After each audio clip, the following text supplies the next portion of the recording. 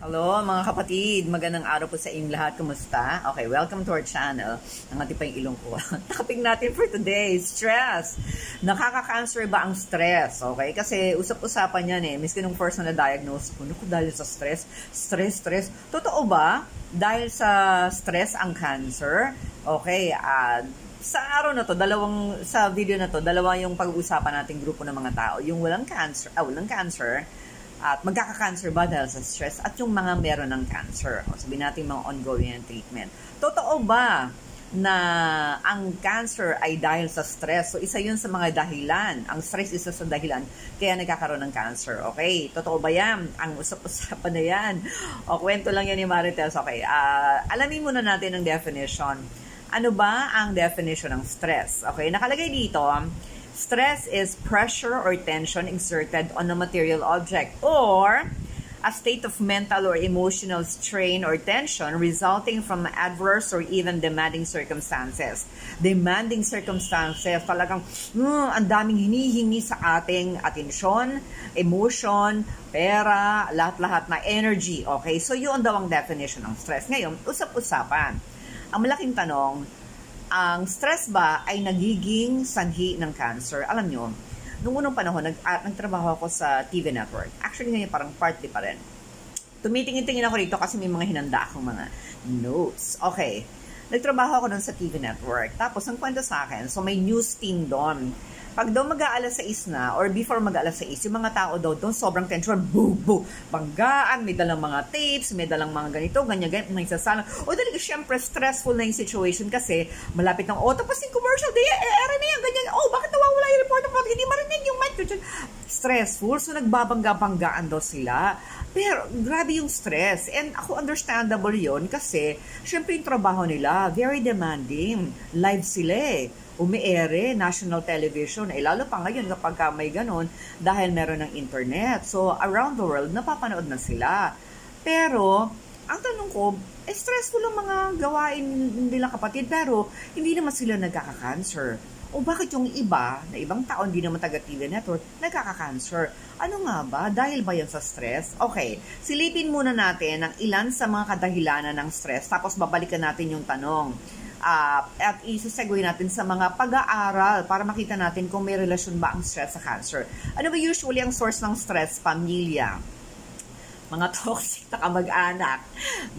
Okay. Pangalawa, social media. Mga toxic na ka-Facebook. Okay, katlo, sarili mong maling pasya. Marami tayo niyan. Okay, next, pera. Kakulangan ng pera. Ayan, okay. So, ngayon, eto muna yung ilan. Idagdag na rito yung pag nagkasakit, na-diagnose, diba? Pero wag muna natin puntahan yun. Yun muna ang hindi pa nagkaka-cancer. Alright, totoo ba na may kinalaman ng stress sa pagkakaroon ng cancer? Okay, ayon sa isang pag-aaral, several studies to. Okay, may isang case control study na ginawa sa mga Canadian men at tiningnan kung anong koneksyon ng stress sa workplace at pagkakaroon ng prostate cancer at nakita nila walang kinalaman ang pagkakaroon ng workplace stress sa pagkakaroon ng prostate cancer. Ikalawa, nagkaroon ng prospective study sa 100,000 women from UK at nakita nilang walang association or kinalaman ang pagkakaroon ng risk sa breast cancer at dun sa kanilang level ng stress. Walang kinalaman. Okay? Sa UK yan. Next, merong 15-year. Ang tagal nito, 15-year prospective study among Australian women naman na may malaking risk ng, ito yung may mga lahi ng may cancer. Isa may family members, familial ang tawag doon. Meron na silang mga family members na nagkaroon ng cancer. So, ito yung mga babaeng in-study nila at wala rin silang nakitang kinalaman ng pagkakaroon ng chronic or acute stressors sa pagkakaroon ng breast cancer. Next, noong 2008, merong meta-analysis ng 142 prospective studies among people in Asia, Australia, Europe, and America. At nakita nila na yung stress daw ay related sa mas mataas na insidente ng lung cancer. Uy, may nakita sila, lung cancer. Next, noong 2019, may meta-analysis naman of 9 observational studies sa Europe naman to and North America. At may nakita rin silang kinalaman between work stress and the risk of having lung, colorectal, and esophageal. Naku, kailangan ma-pronounce ko ito ng tama. Esophageal. Esophageal cancer. Ito yung cancer na may kinalaman sa esophagus. Okay. So, ibig sabihin, halo yung resulta. Pwedeng may risk, pwedeng wala. Ibig sabihin, hindi naman talaga sinabing pagka na-stress ka, posible magka-cancer ka. Kasi iba hindi naman eh. Balikan natin yung mga sinasabi ko, yung mga kaibigan ko na mga taga-TV network before. Hindi naman nagkaka-cancer karamihan. Pero grabe yung stress level nila. Nakakaawa na nga eh. Kasi, yung iba hindi na rin nakakatulog ng maigi, kulang na rin ng pahinga, hindi naman nagkakasakit, okay? Ako hindi naman ako taga-news, pero di ba, although may sarili ring stress yung buhay ko as a filmmaker and film producer noon. Okay, so dito, lumalabas na kahit yung stress, mukhang link sa cancer risk, yung relationship could be indirect. Anong ibig sabihin? Kapag ang isang tao ay stressed out, pwede siya mag-develop ng mga masamang habits na maaring mag-lead sa pagkakaroon ng mahinang immune system or sa pag-develop ng tumor. Ano yung mga masasamang habits? Ito, mga sumusunod. Smoking. Ayan, stress ako pare. Tara, yosi tayo sa labas. Dito sa may amin. Yung kung saan may nakalagay no smoking, doon lagi may nagsasmoke. Mga tinuturo ko din, sabi ko, may multa yan, 500. Okay, saka na sila titigil. Tapos minsan kapag sinumo mo sa pulis, pagdating ng pulis na ka-uniform, tatago na nila yung vape or yung yosi. Ang papakita na nila, inhaler. So, nai-embarrass pa yung pulis. Kaya minsan ako na nagsasaway eh. Okay, smoking, overeating. Ayan, lumalaki na yun. Dati, nung napupuyat kami sa dati, ang lalakas namin kumain. Ako, malakas talaga ang kumain. Malakas ako sa rice. In fact, meron ng chismis noon na yung gana ko raw kumain, parang driver ng bus biyaheng Baguio. Itong payat ko to Okay. Tapos, becoming less active. Wala na. Hindi ka na nag-exercise. Lagi ka nang nanonood lang ng TV. O permi ka lang nakatutok sa mga paborito mong palabas. 'Di ba? Tapos, di na rin nag-walking. Di malang maghula hoop or maggawa sa bahay ng kahit mga basic na gawain. Tapos, napapainom na ng maraming alak. Ayan. Ito mga to ay mga habits na associated sa pagkakaroon ng higher risk for some cancers. Okay. So, yan po. Lumalabas sa pag-aaral na indirectly or may mga studies na nagsasabi na okay, may kinalaman ang pagkakaroon ng matinding stress sa pagkakaroon ng cancer, pag-develop ng cancer. Yung iba naman wala. Pero may mga pagkakataon din na nakaka-develop ang isang individual ng hindi magagandang habits na pwedeng mauwi sa pagkakaroon ng cancer. Ngayon, pag-usapan naman natin, ano naman ang epekto ng stress sa mga taong meron ng cancer? Kasi di ba ang tanong nga, nakaka-cancer ba ang stress? Kasi pwedeng hindi, dahil nga, ang daming proof na wala namang kinalaman. Pero, babalik ta rin natin, nakaka-stress ang cancer. Okay? It's not the other way around. Nakaka-stress ang cancer, di ba? Okay, ano ba yung mga stress na pumapasok sa isang tao? Kapag ka nagkaroon na ng, makaka-relate kayo dito mga kapatid. Okay, eto, nakalagay. Ano yung mga usual na mga dinadaanan natin? The moment na you learn na ikaw ay may cancer, una, isipin mo, mabubuhay pa kaya ako? Abutin ko pa kaya yung graduation ng anak ko? Diba, bad trip? Tinuturoan mo gumawa ng assignment, bigla kang na-diagnose, hindi ko na yata makikitang mag-asawa yung anak ko.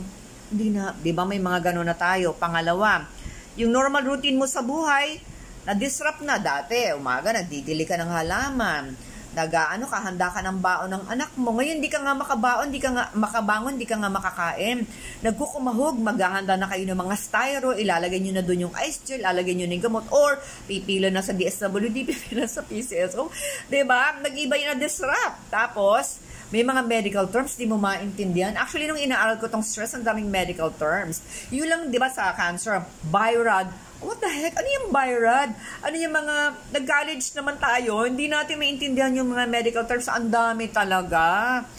Ako noon, hirap na hirap akong intindihan. Tapos, yun nga lang, mga pronunciation, hindi mo nga maintindihan. Yung gamot, yung nanay ko dati yung gamot. Cyclophosphamide, sabi ng nanay ko, psychocoscomide.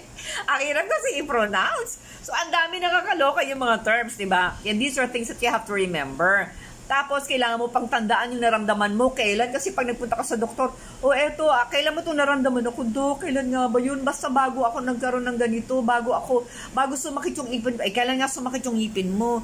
Di ba yung, bago ako nagpunta ng DSWD, kailan ka ba nagpunta? At titingnan ko sa picture ko, nagta-picture, nag-selfie ko. Ako ganun ginagawa. Ang dami mo kailangan tandaan. Tapos, marami pang mga bagay na hindi mo na magawa. Kunyari, dati mahilig ka mag-zumba. Nahihilo ka nga konting hipo lang sa'yo, ang sakit-sakit na. Okay? Hindi ka na makapagsayaw. Tapos, you feel helpless and lonely. Ako nung nagka-cancer, mayroon pa akong struggle kasi single ako. Meron ako struggle na may pumasok sa isip ko na, naku, kapag nagkapilian ng mapapangasawa sa church namin, wala namang ganong event. Ano yun? Sorry. Sabi ko pa noon yung it was the chemo brain thinking. Pag nagkapilian ng mapapangasawa sa church namin, walang pipili sa akin kasi incomplete ako. May ganun pa akong inisip. Wala namang ganong event. Diba? Wala naman. So, ang dami natin mga may isip na hindi maganda. Eto pa, kapag may asawa ka, nako, pag namatay ako, kanino kaya kakabit yung asawa ko? Siguro kay Maring ganito, no?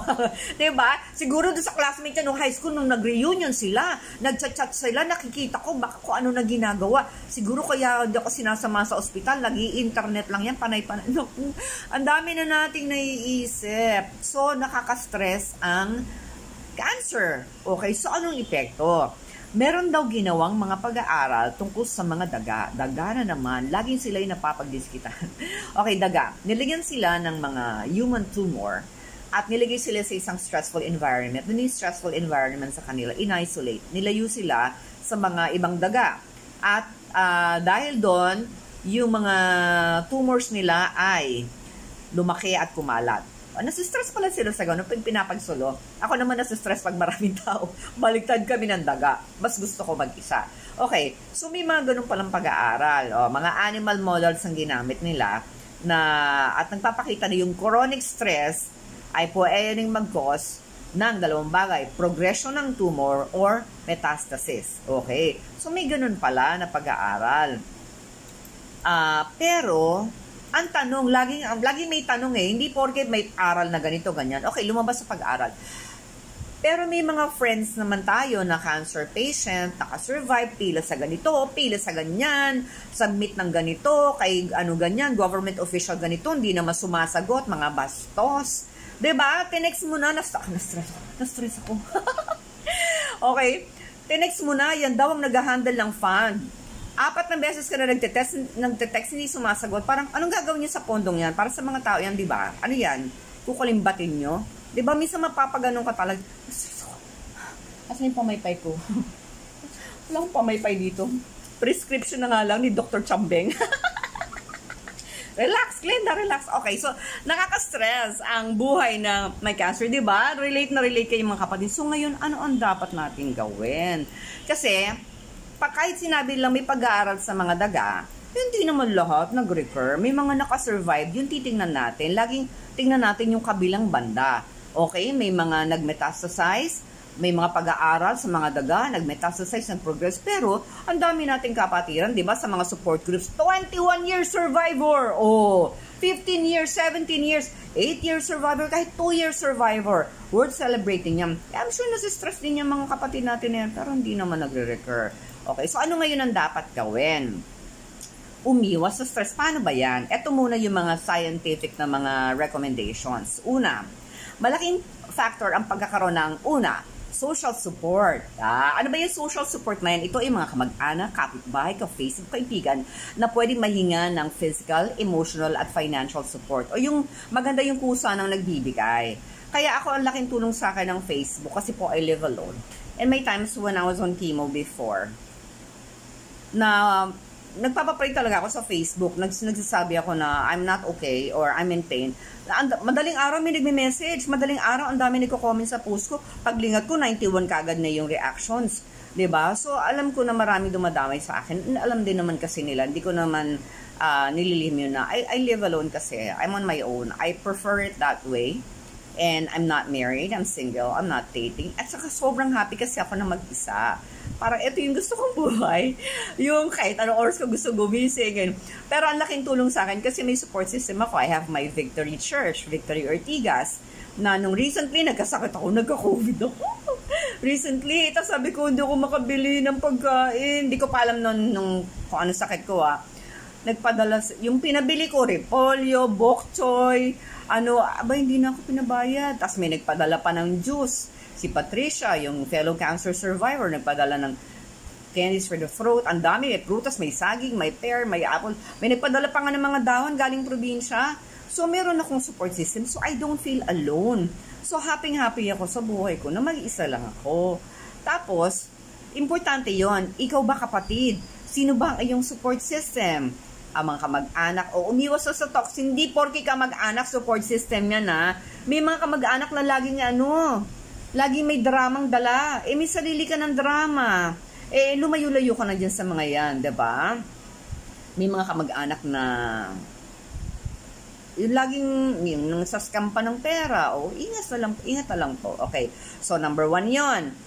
Support system. Pangalawa, physical activity. Okay. Meron ditong pag-aaral. Report from the 2018 American College of Sports Medicine International Multidisciplinary Roundtable on Physical Activity and Cancer Prevention and Control. Haba sa pangalan pala, na-stress na tayo.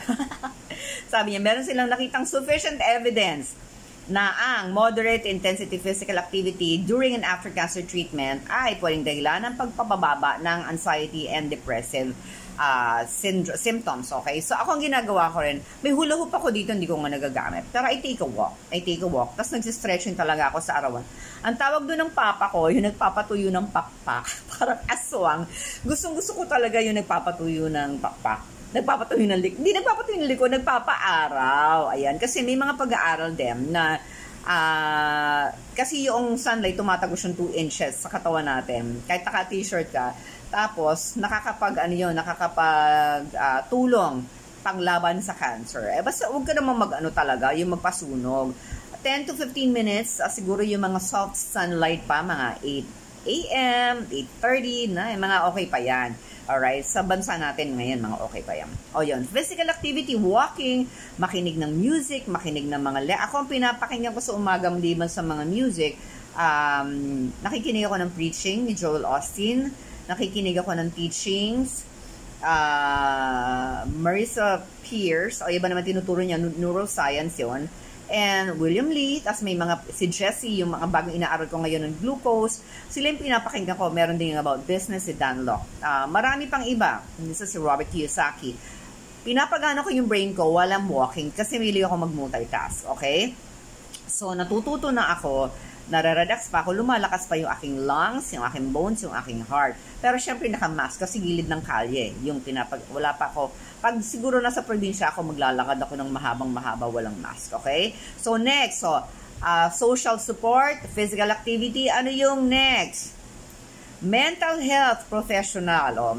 May nagsuggest dito na isang pag-aaral na kailangan daw maganda ang lahat ng mga cancer patients ay dumadaan sa mga screening para makita kung kumusta na ba sila mentally.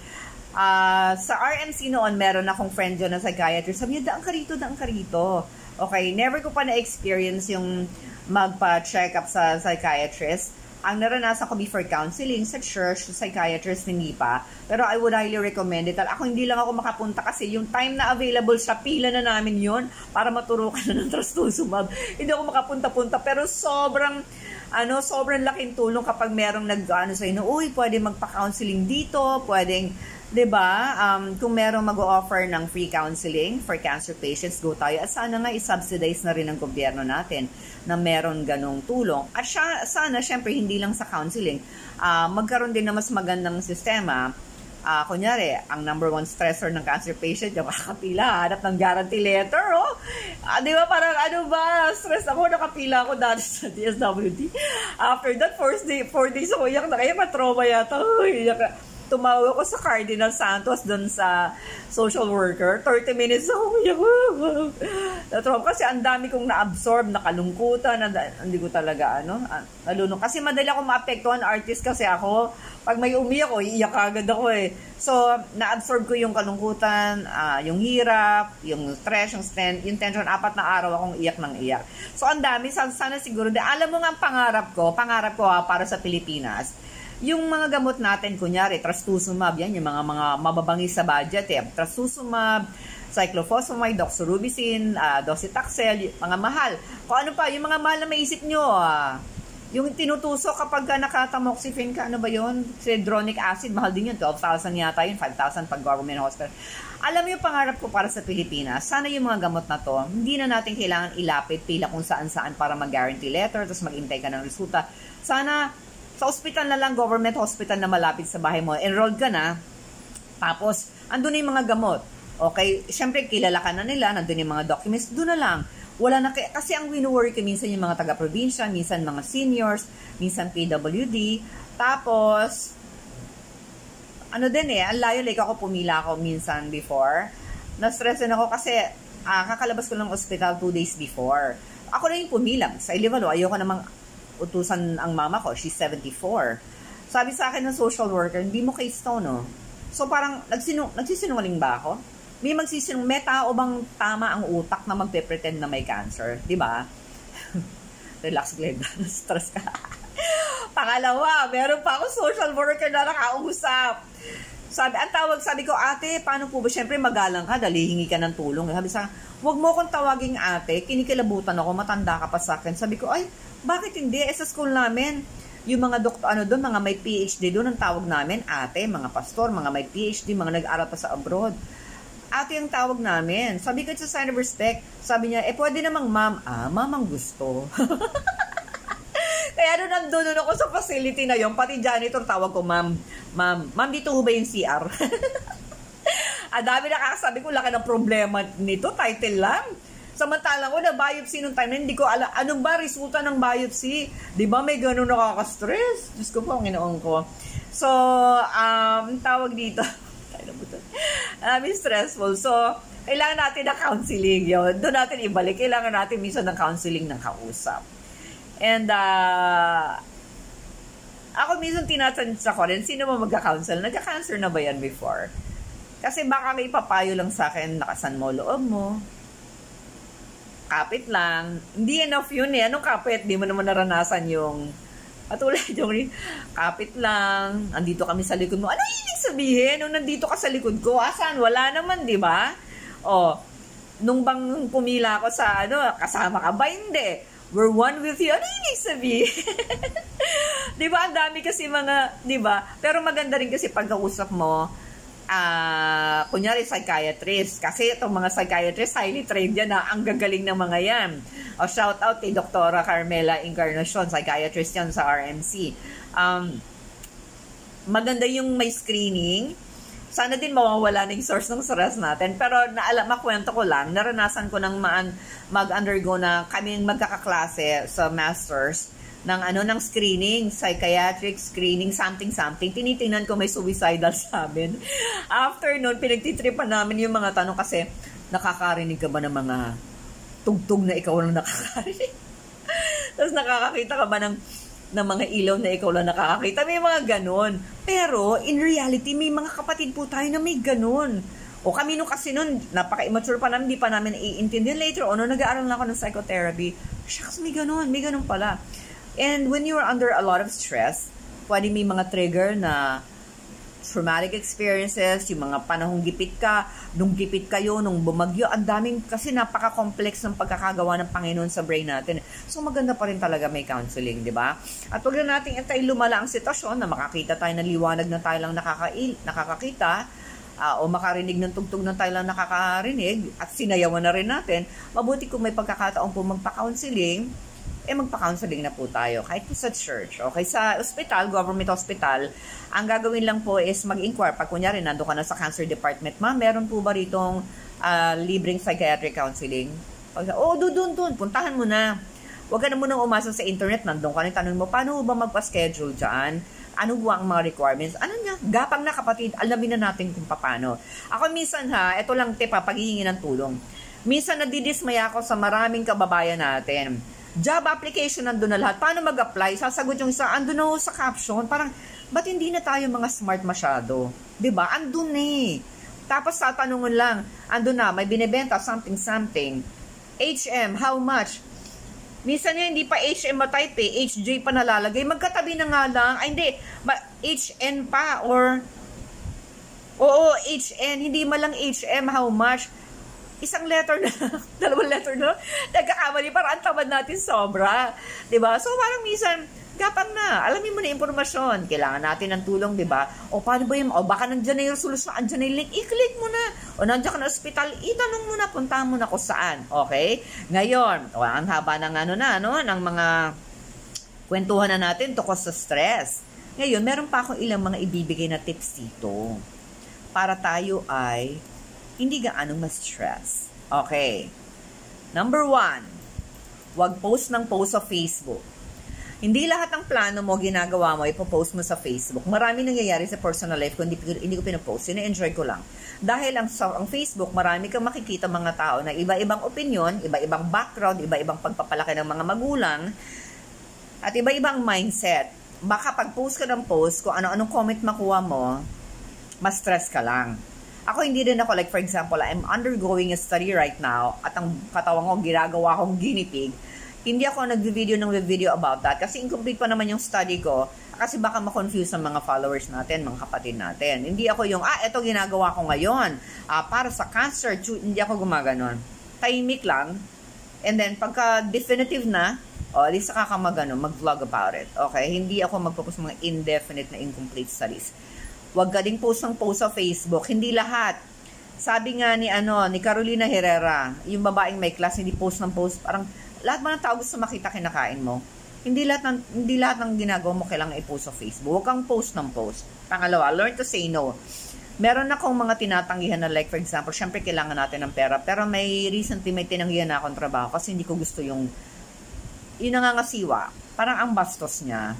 Parang pwede namang sabihin sa ibang paraan, hindi niya masabi ng hindi offensive na sabi ko sa tanda nito, hindi pa ito natuto ng tamang pananalita.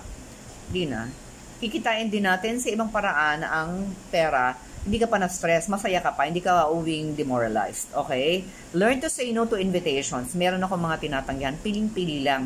Hindi po lahat ng binyagan, kasalan, ay pupuntahan natin. Una, mas-stress ka, magdadamit ka. Magkukommute ka, matatraffic ka, tapos magbibigay ka ng pakimkim. Kung yun po talaga ang pang-relax ninyo, go for it.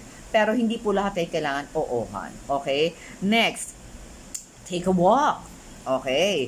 Take a walk, maglakad-lakad na mag-isa. Walang laging kasama dahil pag may kasama, tuk-tuk-tuk, daldal ng daldal. Isa pa, hindi ko na alam kung ano ba yung wag mong post ng post sa social media, learn to say no, take a walk. Pang-apat, gumawa ng nakaka-relax katulad ng ako ngayon nagbabasa na ako ng novel. Hindi ako nagbabasa ng novel. Ngayon meron akong binabasang ebook na novel at meron din akong may binili pa akong hard copy na novel. Para ma-relax ang isip ko when I'm studying something else, something new. Okay? Tapos, pang-5, manahimik. Manahimik sa bahay lang. Isipin mo, ano bang mga pwedeng gawin dito sa bahay? Manahimik lang. Walang ginagawa. Alright? Minsan nakakatulong yon. Next, ika-6, dark chocolate. May pag-aaral na may, meron silang inaral ng mga tao na normal, walang sakit. Pero, high stress. At check nila yung urine at blood. Meron silang mga stress, ang tawag mo rito? Stress, parang nagka-determine ng stress. Okay? At nakita nila na yung mga taong pinakain nila ng dark chocolate, 80% pataas sa dark chocolate. 80% or 86% cacao. Bumaba ang stress level. Okay? Bumaba ang stress level. Pakonti-konti lang, okay? Kasi titingnan rin yung sugar content nun pwede. In fact, meron din ako napanood na isang doctor na survivor ng cancer. Sabi niya, eating dark chocolates is okay. In moderation. Okay, in moderation. So, dark chocolate. And syempre, isa pang pinakamatindi ay magkaroon ng personal relationship with God. Hindi lang yung nagdasal ka kapag wala ka ng pambili ng trastuzumab. personal relationship, ako every day, I sit down, I have a table in my room, nakatingin ako sa bintana, I read the Bible, I pray. Sinusulat ko kung ano yung mga thoughts ko, yung mga nakabuwisit sa akin, yung mga agam-agam ko sa buhay, yung mga pangarap ko, sinusulat ko doon at minsan binabalikan ko, ito yung natupad na pala, ito yung ganun. Kasi kaya ko ito ginagawa dahil sabi ko, I want to take control of my own health. Ako ang CEO ng sarili kong health. Kung wala man tayong sariling kumpanya, at least CEO tayo ng sarili nating kalusugan. And we have to know kung ano yung mga bagay na makakapagpalala sa pangyayari, sa sitwasyon, kagaya ng stress, at kung paano ito i-manage. Okay? Kasi malaking tulong din yung alam nating i-manage ang sarili nating buhay. Para kang napaka-genius, para kang hindi ka lang ninja, para kang Shaolin. You're a woman of wisdom, you're a man of wisdom pag alam mo kung paano i-handle ang mga bagay-bagay na ito. Alright? So, stress po ang pinag-usapan natin ngayong araw na to. At alam po na marami sa atin ng kahit pa yung naliwanagan sa ating mga diniscuss. Now, if you want more tips about managing life during cancer treatment, pati emotions kasama na. So, physically, emotionally, psychologically, and spiritually, meron po akong librong sinulat, Stage 3G, at available pa rin po discounted sa www.thepinkytown.com, Stage 3G. And when you purchase that book, meron pang libreng 2 libro na kasama. Okay? A Voice from the Cocoon, and then yung isa ay How to Deal with the Fear of Cancer Recurrence. Alright? Again, nasa www.thepinkytown.com. Alright? Andyan po ang detalye kung paano makakabili. Okay, so maraming salamat po sa inyong lahat. Happy learning. Thank you so much. At kung meron kayong mga tanong, ilagay nyo lang sa comment section. And then feel free to share this with your support groups, group chats, your friends na dumadaan sa ganitong pagsubok, or kahit walang cancer, basta under a lot of stress. And syempre, don't forget to like and subscribe kung bago po kayo sa ating channel. At marami pa po tayong video na gagawin, marami pa tayong mga aaralin para sabay-sabay po tayo matuto, mag-grow, at syempre kahit papano gumaan-gaan ang ating takbuhin habang tayo nasa cancer treatment. Okay? Marami pong salamat sa inyong lahat. God bless you all. Stay safe. Keep on praying. Don't forget, habang may nakikinig sa panalangin, matatapos din ang dilim. Bye-bye!